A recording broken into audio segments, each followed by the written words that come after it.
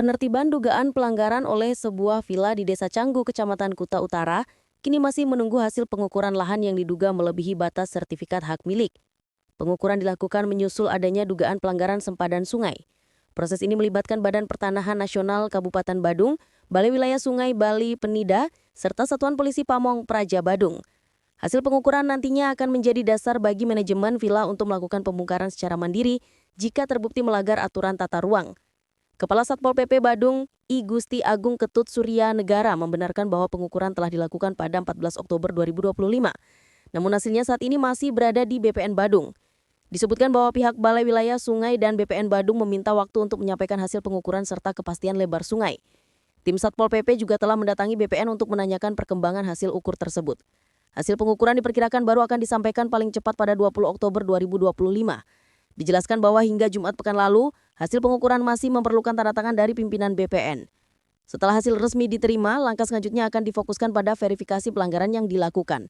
Kemudian patok atau tanda batas lahan akan dipasang untuk menegaskan area yang melampaui sertifikat kepemilikan. Apabila pelanggaran telah dipastikan, surat peringatan kedua akan diberikan kepada pihak villa agar pembongkaran dilakukan secara mandiri. Namun jika tidak diindahkan, pemerintah Kabupaten Badung melalui tim justisi akan melakukan pembongkaran tanpa ganti rugi. Kerusakan barang yang timbul akibat penertiban juga tidak dapat dituntut balik. Terkait dilakukannya pengukuran ulang, dijelaskan bahwa langkah ini memang diperlukan. Hal itu mengacu pada hasil sidak sebelumnya yang dilakukan bersama DPRD Badung, Dinas PUPR, DPM PT SP, dan instansi terkait lainnya berdasarkan pengajuan sertifikat laik fungsi atau SLF.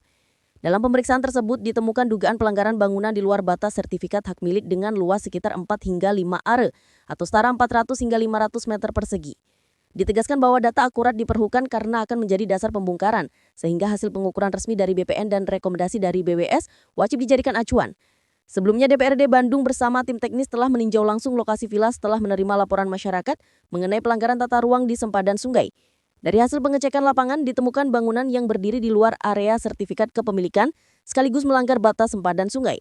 Wakil Ketua Komisi 1 DPRD Badung, I Gusti Lanang Umbara menyampaikan rekomendasi hasil kunjungan tersebut menegaskan perlunya pembongkaran agar fungsi dan kondisi sungai dapat dikembalikan seperti semula sebelum pembangunan dilakukan.